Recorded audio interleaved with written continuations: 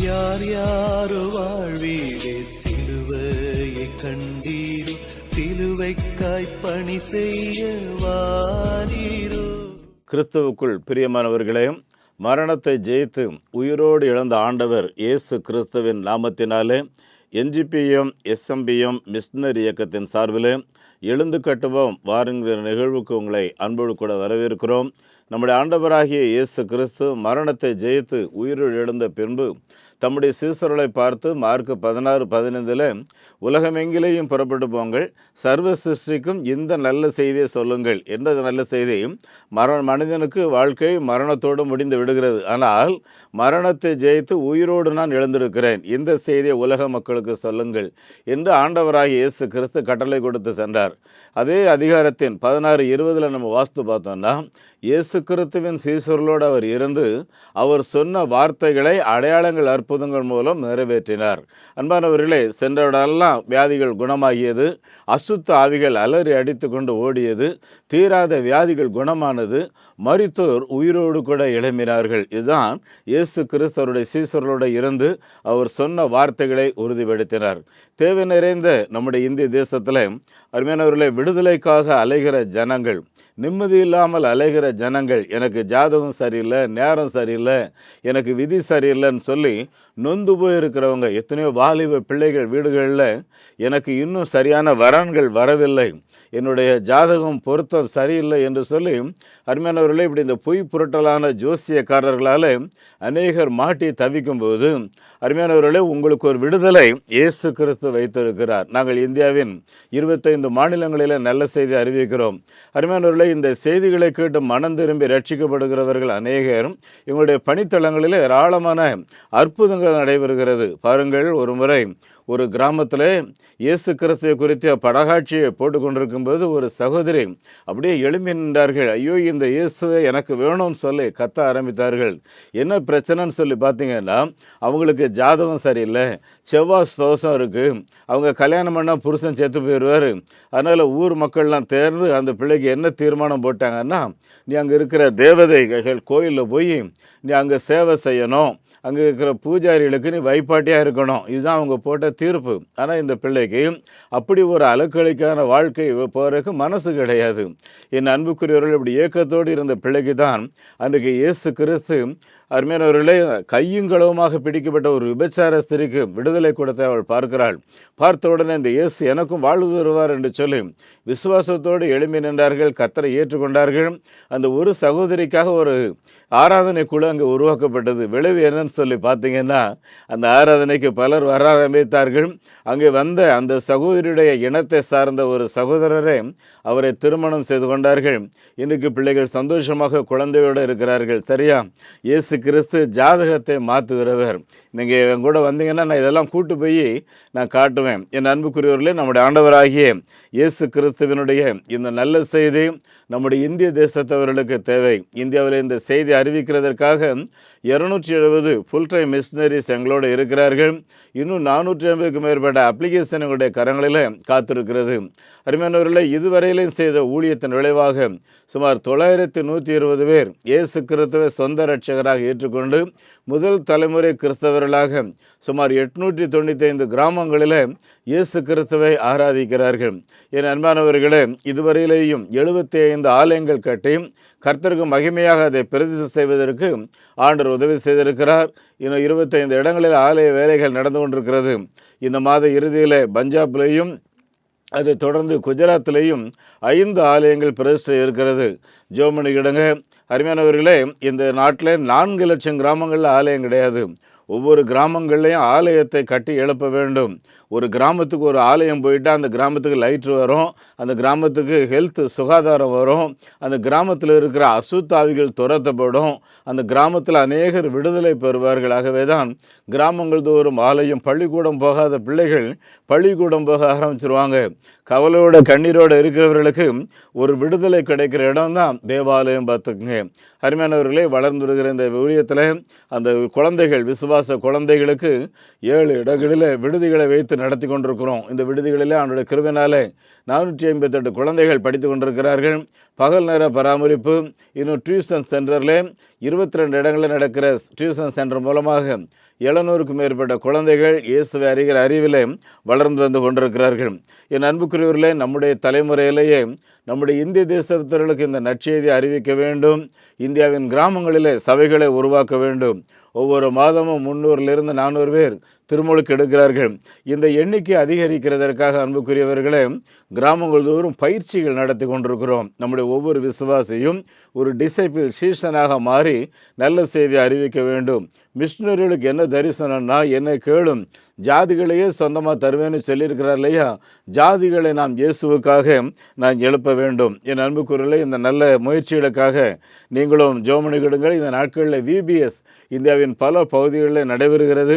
இந்த VBS மூலமாக 25,000 குழந்தைகள் சத்தியத்தை அறிந்து கொள்வார்கள். குறைந்தது ஒரு 10 கிராமங்களையாவது சபை உருவாகும்னு சொல்லி நம்புகிறோம்.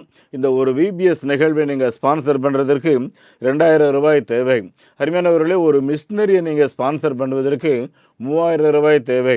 ஒரு ஆதிவாசி குழந்தையை படிக்க வைக்கிறதுக்கு 600 ரூபாய், முழுமையாக பொருட்படுக்கிறதுக்கு 1,200 ரூபாய். அதோட மிஷினரியோட குழந்தைகள் ஏராளமானவர்கள் இருக்கிறார்கள்.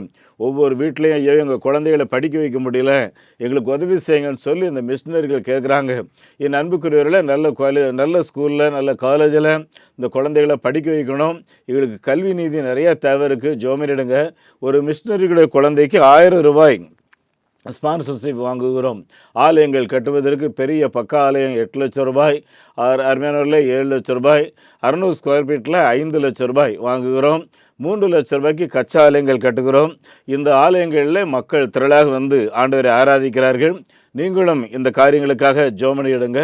ஒரு அண்ணன் அவங்க மகனுடைய திருமண அந்த வரவேற்பில் வந்த அந்த மொய் பணம்னு சொல்லுவோம் இல்லையா, அவ்வளோத்தையும் கொடுத்து என் மகனுக்கு பேரில் கர்த்தருக்காக ஒரு ஆலயம் கட்டுங்கன்னு சொல்லி அந்த குடும்பத்தார் கட்டினார்கள். 2வது மகனுக்கும் அதே மாதிரி செய்யணும், ஜோமனிடுங்கன்னு சொல்லியிருக்காங்க. என் அன்புக்குரியவர்களே, இவ்விதமாக பொருத்தனையோடு ஆலயங்கள் கட்டப்பட்டு கொண்டிருக்கிறது. உங்கள் குடும்பத்தின் சார்பில் ஆலயம் கட்டலாம். நீங்கள் ரிட்டையர்ட் ஆகும்போது உங்களுடைய கிராஜுவேட்டிலிருந்து ஒரு ஆலயங்கள் கட்டலாம். அது மாத்திரமல்ல அன்புக்குரியவர்களே, நம்முடைய குடும்ப சொத்துக்களை பிரிக்கும்போது ஒரு 10% கர்த்தருக்காக, 5 பிள்ளைகள் இருக்கிறீங்க, 6வது மகன் இயேசு கிறிஸ்துன்னு சொல்லி ஒரு 10% நீங்கள் எடுத்து வைத்தீங்கனாலே ஒரு ஆலயங்கள் கட்டிடலாம். ஒரு ஆலயம் கட்டுறதன் மூலம் பெரிய ஒரு ஆசீர்வாதம். அது மாத்திரம் இல்லை, ஆண்டவர் சொன்னார், உங்கள் இருதயம் கலங்காது இருப்பதாக என்னிடத்தில் விசுவாசமாக இருங்கள். என் பிதாவின் வீட்டில் அநேக வாசஸ்தலங்கள் உண்டு, இல்லாதிருந்தாலும் சொல்லியிருப்பேன். நான் போய் உங்களுக்காய் ஒரு ஸ்தலத்தை ஆயத்தம் பண்ணுவேன். நீங்கள் தங்குறதுக்குன்னு ஒரு வீட்டை நான் ஆயத்தம் பண்ணுவேன். சரியா? இந்த பூமியில் தங்குறதுக்கு எப்படி நமக்கு வீடு தேவையோ, இந்த பூமி விட்டு கடந்து போகும்போது நிலையான வீட்டில் தங்குறதுக்காக அருமையானவர்களே ஒரு ஆலயத்தை இந்த பூமியில் இருக்கும்போதே கட்டுங்க. அது உங்களுக்கு ஒரு பெரிய ஆசீர்வாதம். ஆலயம் கட்டுவதற்கு நிறைய இடங்கள் வாங்க வேண்டியதாக இருக்கிறது. அதற்காக ஒரு காணிக்கை பெட்டி வைத்திருக்கிறோம். ஆண்டவர் உங்களை எழுப்பார் என்றால் இந்த காணிக்கை பெட்டிகளை உங்கள் வீட்டில் வைத்து நீங்களாகவே அதை நிரப்பி இல்லை நிறைஞ்சிருச்சு வந்து எடுத்துகிட்டு போங்க சில இதில் இருக்கிற ஃபோன் நம்பரில் கூட்டிங்கன்னா இந்த ஊழியக்காரர் வந்து ஜோம் பண்ணி ரசி போட்டு அவங்க வேலை கொடுத்து இந்த ஊழியத்துக்காக அனுப்பி வைப்பார்கள். ஒவ்வொரு மாதமும் ஆத்ம சவால் என்கிற பத்திரிகையை நாங்கள் வெளியிடுகிறோம். உங்கள் எல்லாருக்கும் இது இலவசமாக அனுப்புகிறோம். உங்களுடைய முகவரிகளை அனுப்புங்க, வாட்ஸ்அப் நம்பரை அனுப்பி வைங்க. ஏன்னா ஒவ்வொரு கிறிஸ்தவர்களும் இயேசுவை சந்திக்கும்போது வெறுங்கையோடு சந்திக்கவே கூடாது. உனக்காக நான் மரித்தேனே, எனக்காக நீ என்ன செய்தேன்னு சொல்லி ஆண்டவர் கேட்பார். அவருக்கு பார்க்கும்போது இப்படி வெறுங்கையோட யாரும் வெட்கப்பட்டு போகாமல் தைரியமாக சொல்லணும். சரியா? ஆகவே இந்த ஆத்துமாதாய ஊழியங்களுக்காக ஜெபமடிடுங்க. அதோடு கூட நம்முடைய இயக்கத்தின் மிஷினரிகளுக்கு 3 ஆண்டுக்கு ஒரு முறை மிஷினரிகளுக்கான நிகழ்வு நடத்துவோம். National missionary conference. இந்த ஆண்டில் வாரங்களில் இருக்கக்கூடிய பிரதர் ஜட்சன் ஆபிரகாம் அவருடைய கேம்பஸில் இந்த நிகழ்வுகளை ஒழுங்கு செய்கிறோம். 300 மிஷினரிகள் பணித்தளத்திலிருந்து புறப்பட்டு வந்து ஒரு 5 நாட்கள் அந்த வளாகத்தில் தங்கியிருந்து அவர்களுக்கு உணவு, நல்ல ஒரு ஆவிக்குரிய போதனைகள், பயிற்சிகள் கொடுத்து குடும்பமாக பிள்ளைகளோடு வர சொல்லியிருக்கிறோம். ஒரு இந்த கூடுகைக்கு எங்களுக்கு 15 லட்ச ரூபா தேவையாக இருக்கும். ஜோமினிடுங்க. ஆண்டவர் நடத்தினா 1 லட்ச ரூபா கொடுக்கக்கூடிய ஒரு 15 பேர் எழும்பணும். ஒருவேளை சாப்பாடு பொறுப்பெடுக்கிறதுக்கு ஒரு 50,000 ரூபா தேவை இருக்கும். அருமையானவர்களே, இந்த ஊழியத்தினுடைய தேவைகளை இந்த ஊழியத்தை நேசிக்கிற பிள்ளைகளோட சொல்கிறத தவிர வேறு யார்ட்டையும் சொல்கிறதில்ல. ஆண்டவர்கிட்ட சொல்லி ஜோம் பண்ணுறோம். அருமையானவர்களே, உங்ககிட்ட சொல்கிறோம், மாதந்தோறும் நம்முடைய இயக்கத்துக்கு 40 லட்ச ரூபா இப்போது வேணும். ஏன்னா இருக்கிற மிஷினரிகளுக்கு சம்பளம் கொடுக்கறதற்கும், வீட்டு வாடகை கொடுக்கறதுக்கும், ஆலயம் கட்டுவதற்கும், குழந்தைகளை படிக்க வைக்கிறதற்கும் தேவையாக இருக்கிறது. உங்களிலே பலர் பொருத்தனையோட காணிக்கைகளை அனுப்பி கொண்டிருக்கிறீர்கள். நீங்கள் அனுப்புகிற காணிக்கை அப்படியே பணித்தளத்துக்காக செலவு பண்ணுறோம். அலுவலகத்துக்கு வாடகை கிடையாது பார்த்துக்குங்க. அருமையானவர்களே, நம்ம இயக்கத்தில் மிகவும் சிக்கனமாக வாழ்ந்து கொண்டிருக்கிறோம். இந்த பத்திரிக்கை ஒன்று தான் மாதந்தோறும் செலவு, மற்றபடி நமக்கு ஒன்றும் செலவு கிடையாது. ஆகவே நீங்கள் கொடுக்குற காணிக்கை நிர்வாக செலவினங்களுக்கு பயன்படுத்த மாட்டோம். ஆகவே நம்பிக்கையோடு அனுப்பி வையுங்கள். எங்களுடைய வங்கி எண்ணை குறித்து வைத்துக் கொள்ளுங்கள். நெகேமியா New Generation Partaker Movement, State Bank of India, Chennai Thiruvancheri branch. Account number 42 17 80 20 691. IFSC code SPIN 0061767. அதே போல் Salvation Mission Partaker Movement SMPM, Canara Bank Selaiyur branch. Account number 12 00 34 54 94 90. IFS code CNRP 005652. அருமையானவர்களே, எங்களுடைய தொலைபேசி எண் 9043867550, 9447375550. உங்களுடைய ஜபங்களுக்காக எங்களோட தொடர்பு கொள்ளுங்கள். கிறிஸ்துவுக்குள் பிரியமானவர்களே, மரணத்தை ஜெயித்து நம்முடைய ஆண்டவர் இயேசு உயிரோடு எழுந்த பின்பு தொடர்ச்சியாக நம்முடைய சபைகளிலே நாம் தியானிக்கிற கருப்பொருள் பரிசுத்த ஆவியானவர் ஊற்றப்பட்ட நாள். என் அன்புக்குரியவர்களே, நம்முடைய வேத புஸ்தகத்தில் ஆவியானவர் வந்தார், ஆவிக்குள்ளாக்கினார், நடத்தினார் என்று எழுதியிருக்கிறது இல்லையா? ஆனால் பழைய ஏற்பாட்டு காலத்தில் ஆவியானவர் வருவார், நடத்துவார், சொல்லிவிட்டு போய்விடுவார். ஆபிரகாம் இடத்துல வந்தார், பேசினார். மோசேயின் இடத்துல வந்தார், பேசினார், போய்விட்டார். அதே போல் கிதியோன் இடத்துலையும் வந்தார், அவனோட மனம் திறந்து பேசினார். நியாயாதிபதிகள் 6வது அதிகாரம் 11 14 வரைக்கும் கிதியோனோட பேசி கொண்டிருந்தார். அதே போல் நியாயாதிபதிகள் 13வது அதிகாரத்தில் 3-5 வரைக்கும் பார்த்தீங்கன்னா மனாசே என்ற சிம்சோனுடைய தகப்பனார் இடத்துல வந்தார், பேசினார். ஆனால் இப்படி பேசின அந்த ஆவியானவர் மறுபடியும் பரலோகம் போய்விட்டார். இதுதான் பழைய ஏற்பாட்டுக்கும் புதிய ஏற்பாட்டுக்கும் இருக்கிற வித்தியாசம். எபிரேயர் 1வது அதிகாரம் 1-2 வரைக்கும் வாஸ்து பார்த்தீங்கன்னா எழுதியிருக்கு. பூர்வ காலங்களிலே பங்கு பங்காகவும் வகை வகையாகவும் தீர்க்கதரிசிகள் மூலமாய் பிதாக்களுக்கு திருவுளம் பற்றின தேவன் இந்த கடைசி காலங்களில் குமாரன் மூலமாய் நமக்கு திருவுளம் பற்றினார். இவரே சர்வத்துக்கும் சுதந்திரவாளியாய் நியமித்தார். இவரை கொண்டு உலகங்களை உண்டாக்கினார். இதில் என்ன வருது பாருங்க. ஆதி நாட்களில் ஏராளமான மடாதிபதிகளை அனுப்பினார், மகான்களை அனுப்பினார். பல பரிசுத்தவான்கள் நம்ம நடுவில் வந்தார்கள், பேசினார்கள், நீதியை சொன்னார்கள். ஆபிரகாம், ஈசாக்கு, யாக்கோபு போன்ற நம்முடைய முற்பிதாக்களை போன்ற பல பெரியவர்கள் நல்ல நல்ல காரியங்களை சொன்னார்கள், மறைந்து போய்விட்டார்கள், சென்று விட்டார்கள். ஆனால் இந்த கடைசி காலத்தில் குமாரனாகிய இயேசு கிறிஸ்துவை கொண்டு, அவர்தான் சுதந்திரவாளி, அவரை கொண்டே உலகங்களை உண்டாக்கினார் என்று எழுதியிருக்கிறது. என் அன்புக்குரியவர்களே, பழைய ஏற்பாட்டு காலத்தில் வந்தவர்கள் திரும்ப போய்விட்டார்கள். புதிய ஏற்பாட்டில் வந்த இயேசு கிறிஸ்து, அவர் நமக்கு உதவியாக அனுப்பி வைத்த பரிசுத்த ஆவியானவர் இன்றைக்கு வரையில் இந்த உலகில் இருக்கிற அவருடைய பிள்ளைகளை நடத்துறதுனால தான் பாருங்க, திருச்சபைகள் வேகமாக பெருகிறது. கிறிஸ்தவரோட எண்ணிக்கை வேகமாக வளர்ந்து கொண்டிருக்கிறது. உலகிலே சைனாவில் ஒரு நாளைக்கு இன்னைக்கு 45,000 பேர் சொந்த இரட்சகராக ஏற்றுக்கொள்ளுகிறார்கள். நம்முடைய இந்திய நாட்டில் பார்த்தீங்கன்னா ஒரு நாளைக்கு 15,000 பேருக்கு மேற்பட்ட மக்கள் இயேசு கிறிஸ்துவை சொந்த இரட்சகராக ஏற்றுக்கொள்ளுகிறார்கள். இதற்கு காரணம் என்னன்னு சொல்லி பார்த்தீங்கன்னா, ஒரு பாடல் பாடுவோம் பாருங்க. இதோ மனுஷரின் மத்தியில் தேவாதி தேவனே வாசம் செய்கிறாரே, தேவன் தாபரிக்கும் ஸ்தலமே, தம் ஜனத்தாரின் மத்தியிலாம் தேவன் தாம் அவர்கள் தேவனாயிருந்து கண்ணீர் யாவையும் துடைக்கிறாரே. இதோ மனுஷரின் மத்தியில் தேவாதி தேவனே வாசம் செய்கின்றாரே, தேவ ஆலயமும் அவரே, துய ஒளி விளக்கும் அவரே, ஜீவனாலே தம் ஜனங்களின் தாகம் தீர்க்கும் சுத்த ஜீவநதியும் அவரே. இதோ மனுஷரின் மத்தியில் தேவாதி தேவனே வாசம் செய்கிறாரே. சீயோனே உன் வாசல்களை ஜீவதேவனை நேசிக்கிறார், சீர் மிகுந்திடுமே சுவிசேஷம் தனை கூறி உயர்த்திடுவோம் உம்மையே. இதோ மனுஷரின் மத்தியில் தேவாதி தேவனே வாசம் செய்கிறாரே.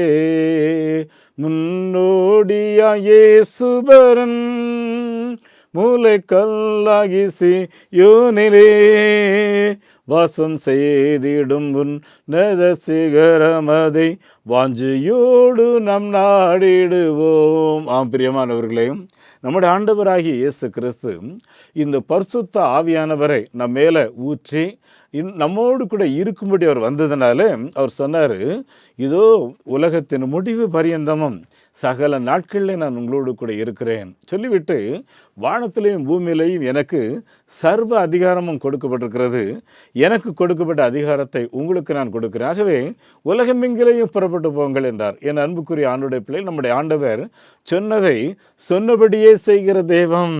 இந்த தெய்வத்துக்காக நான் ஆண்டவரை ஸ்தோத்தரிக்கிறேன். என் அன்புக்குரியவர்களே, இந்த ஆவியானவர் நம்ம மேலே வந்து ஊற்றப்பட்டதனுடைய ஒரு உன்னதமான நோக்கம் என்னென்னா, டாக்டர் சாமுவேல் கமலேசன் அண்ணனோட 35 வருஷ காலம் அண்ணனோட சேர்ந்து அண்ணனுடைய ஊழியத்தை செய்திருக்கிறேன். மாபெரும் மிஷினரி தலைவராகிய அந்த அண்ணன் எங்களுக்கு கற்றுக் கொடுத்த காரியங்கள் என்ன? கலாத்தியர் 5வது அதிகாரம் 21 23 வரையிலே எழுதியிருக்கிறது. ஆவியின் கனியோ அன்பு, சமாதானம், சந்தோஷம், நீடிய பொறுமை, தயவு, நற்குணம், விசுவாசம், சாந்தம், இச்சையடக்கம். இந்த 9 ஆவிக்குரிய குணாதிசயங்கள், பண்புகள் ஒவ்வொரு கிறிஸ்தவருடைய வாழ்க்கையிலையும் நடைமுறையிலேயே பிரயாசப்படுத்துவதற்கு, அப்பியாசப்படுத்துவதற்கு, நடைமுறையிலேயே இதை பயிற்சிவித்து செயல்படுத்துவதற்கு தான் பரிசுத்த ஆவியானவர் நம்ம மத்தியிலே வந்தார். இன்னும் சொல்லிட்டு என்ன சொல்லுவாங்க அண்ணே, இயேசு கிறிஸ்துவனுடைய முழு பூரணத்துவ குணாதிசயங்களை மனிதர்களாகிய நம்ம மேலே வைத்து அந்த குணாதிசயங்களை இந்த பூமிக்கு வெளிப்படுத்துவதற்காக. என் அன்புக்குரியவர்கள், இந்த பூ இருக்குல்ல, இந்த மல்லிகைப்பூ, அதை வந்து நாரில் கட்டுவாங்க. அது வந்து அந்த நார் பார்த்திங்கன்னா நிறைய நேரங்களில் வாழை மர தண்டாக இருக்கும். அந்த வாழை மர தண்டை நீங்கள் எடுத்து மோந்து பாருங்களேன், ஒரு வாசனை வராது. சில நேரங்களில் நாற்றமாக கூட இருக்கும். ஆனால் அந்த பூ அதில் வச்சு கட்டியாச்சுன்னா அது நாறு மனம் பெறும் இல்லையா? அதே மாதிரி தான் இந்த பரிசுத்த ஆவியானவர் நம்ம மேலே வந்து இறங்குனதுனால அவருடைய குணாதிசயங்களை நமக்கு அவர் வெளிப்படுத்துகிறார். எப்படி இருக்கும் கொஞ்சம் சற்று யோசித்து பாருங்கள். என் அன்புக்குரியவர்களே, இந்த பெந்தேகோஸ்தே நாளில் பரிசுத்த ஆவியானவர் ஊற்றப்பட்டதுனால ஒரே பரபரப்பான சத்தத்தோட, அருமையானவர்களே, பரபரப்பாக பேசி ஒரு ஒரு ஒரு பெரிய அசைவை உண்டாக்க வேண்டும் என்பது அல்ல. அமைதியான இடத்துல நீங்கள் ஆவியானவர் பார்த்தீங்கன்னா, அன்புக்குரியவர்களே, அன்றைக்கு ஆண்டவர் எலியா தீர்க்கதரிசிக்கு அவர் அறிமுகமாகும்போது பெரிய இரைச்சல் வருது, அங்கே இல்லை அப்படி எழுதியிருக்குல்ல. மறுபடியும் கடைசியாக மிகுந்த மெல்லிய சத்தம், அங்கே தான் ஆவியானவர் வந்து அந்த எலியாவோட பேசினார் அப்படின்னு சொல்லி எழுதியிருக்கு. ஏன்னா அன்புக்குரிய ஆண்டவருடைய பிள்ளைகளே, நம்ம எல்லாரும் என்ன நினைக்கிறோன்னா, ரொம்ப சத்தமாக ஜெபம் பண்ணதான் ஆண்டவர் கேட்பாரு, பரபரப்பாக ப்ரேயர் பண்ணாதான் ஆண்டவர் கேட்பாரு அப்படின்னு சொல்லி நினைக்கிறோம். ஏன் அன்புக்குரியவர்களே, இப்படி பரபரப்பாக பேசி பரபரப்பாக ஜெபம் பண்ணுறவங்க வீட்லேயும் பரபரப்பாக பேசி கண்ட வார்த்தைகளை பேசி குடும்பத்தையே அருமையானவர்களை 2ஆக பிரித்து விடுகிறார்கள். அருமையானவர்களே, சமீபத்தில் ஒரு கணவன் மனைவி மிகவும் சிறப்பான உண்மையான குடும்பமாக தான் இருந்துச்சு பார்த்துக்குங்க. அன்புக்குள்ளே அந்த மகள் ஒரு சபையில் ஆராதனை நடத்துவார்கள். டாக்டர் புஷ்பராஜன் அவங்க புக்கில் எழுதி எனக்கு படித்து அழுகையாக வந்துச்சு பார்த்துக்குங்க. அன்புக்குரியவர்களே, அந்த மகள் ஆராதனை நடத்துவதற்காக சென்று வருகிறார்கள். இவர் ஒரு கோயிலுக்கு போகிறாரு. இதான் நடந்துகிட்ருக்கு. திடீர்னு ஒரு 6 மாதம் இந்த மகள் என்னுடைய சபை பாஸ்டருக்கு சில உதவிகள் செய்ய வேண்டியதாக இருக்கிறது, ஆகவே 6 மாதம் சில பயிற்சிக்காக நான் வெளியே செல்லுகிறேன் என்று இந்த மகள் சென்று விட்டார்கள். 6 மாதம் கழித்து வருகிறார்கள். வந்தால் அவருடைய உடல் முழுவதும் இந்த குழந்தைக்கு பால் கொடுக்கும்போது ஒரு வாசனை வீசும் அல்லவா, அது எல்லா தாய்க்கும் வரக்கூடிய ஒன்று. அந்த வாசனை வீசுகிறது. இவருக்கு சந்தேகம், இவளுக்கு தான் குழந்தையே இன்னும் பிறக்கலையே, எப்படி இந்த வாசனை வருதுன்னு சொல்லி. என் அன்புக்குரியவர்களே, பலமுறை கேட்டு உண்மையை சொல்லாதனால என் அன்புக்குரிய ஒரு நாள் இவ போன இடத்துக்கு அவர் தெரியாமல் போக, அங்கே அந்த வீட்டில் குழந்தைக்கு அவள் பால் கொடுத்து இருக்கிறதையெல்லாம் பார்க்கிறார். அந்த மகள் தான் அந்த ஆலயத்தில் ஆராதனை நடத்துகிறார்கள். இதை துக்க முகத்துடன் நான் சொல்லுகிறேன். என் அன்புக்குரிய ஆண்டவருடைய பிள்ளைகளை, ஒருவேளை பரிசுத்த ஆவியானவராலே நிறைந்து ஆராதனை நடத்துகிற தேவனுடைய பிள்ளைகளுக்கு இது எப்படி சாத்தியமாகும் இல்லையா? நானும் 43 வருஷம் ஆச்சு இந்த ஊழியத்தை செய்ய வந்து. இந்த 43 வருஷத்தில் தேவனுக்கு விரோதமாக ஒரு காரியங்களை செய்தால் மைக்கே நிற்க முடியாதுங்க. அப்படியே கூசம் உள்ளம் பார்த்துக்குங்க. ஆமாம், அது மாத்திரம் இல்லை, ஆண்டவர் வந்து சரிப்படுத்திட்டு வர்ற வரைக்கும் விடமாட்டார். ஒரே போராட்டமாக இருக்கும் மனசில். என் அன்புக்குரியவர்களே, எனக்கும் குடும்பம் இருக்குது, பிள்ளைகள் இருக்காங்க. மனைவியோடு நான் ஒப்புரவாகாமல் போயிட்டாலே பிரசங்கம் பண்ண முடியாது. ஆகவே எப்படியாலும் கோயிலில் பிரசங்கம் பண்ணணும்னா ஒப்புரவாகி 2 பேரும் சேர்ந்தா மேக்ஸிமம் 99% போவோம் பார்த்துக்குங்க. ஒரு நாள் என் மகன் ரொம்ப துக்கமாக காலேஜில் இருந்து வந்தான்.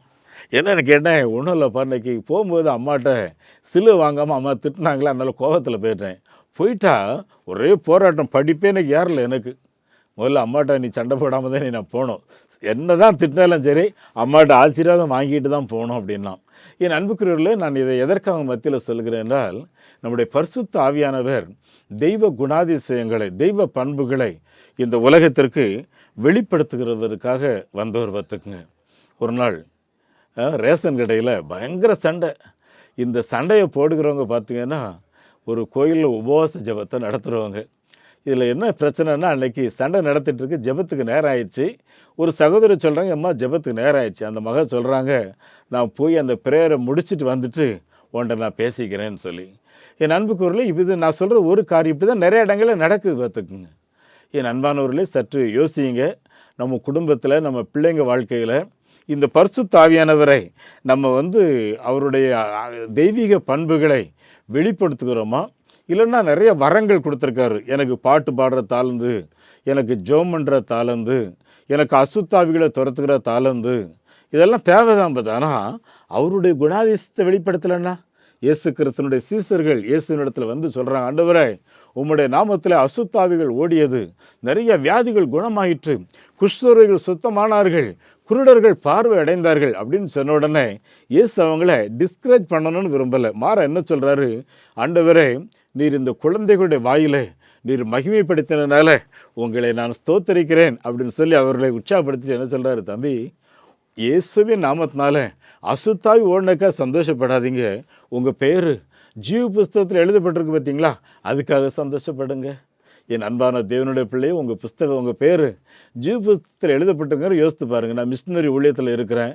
எனக்கு ஒரு சந்தோஷம் என்னென்னா, கொஞ்சம் பேப்டிசம் எடுத்துட்டாங்கன்னா ஒரு சபை நான் டெடிகேட் பண்ணால் கொஞ்சம் சந்தோஷம். இது ஒரு அற்ப சந்தோஷம்னு வச்சுக்கிங்களேன். ஆனால் அடிக்கடி என் மனதில் ஓடக்கூடிய காரியம், இன்றைக்கு இயேசு வந்துவிட்டால் நீ அவரை சந்திக்க ஆயத்தம் தானா? இல்லை, கபடற்ற இருதயத்தோடு இருந்தால் தான் அவரை சந்திக்க முடியும்.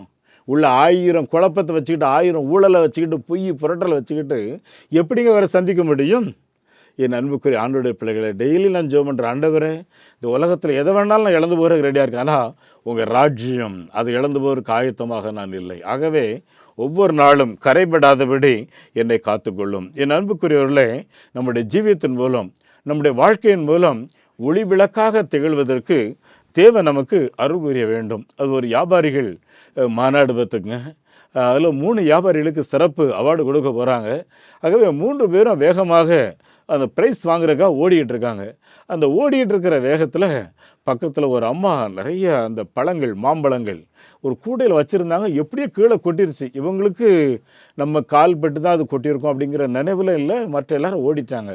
ஆனால் அதில் ஒரு சகோதரர் மட்டும் திரும்பி வந்து, அம்மா மன்னிச்சுக்குங்க, அவசரமாக ஓடினதில் ஒருவேளை கால் பட்டு தான் அந்த பழங்கள்லாம் கொட்டிச்சு தான் தெரில அப்படின்னு சொல்லி வேகமாக அந்த கூடையில் எல்லா பழங்களையும் எடுத்து போடுறாரு. எடுத்து போட்டுட்டு கையில் இருந்த கொஞ்சம் பணத்தை எடுத்து கொடுத்துட்டு, மன்னிச்சுக்குங்கம்மா நான் தப்புன்ட்டோன்னா அந்தம்மா சொன்னாங்களாம், இல்லை தம்பி உங்கள் காலெலாம் படலை, நான் தான் தவறி விட்டுட்டேன், மன்னிச்சுக்குங்க, நீங்களே எல்லா தவறையும் ஒத்துக்கிட்டு என் கையில் பணத்தை கொடுத்துட்டு போகிறீங்களே தம்பி, நீங்கள் தான் அந்த ஜீசஸா?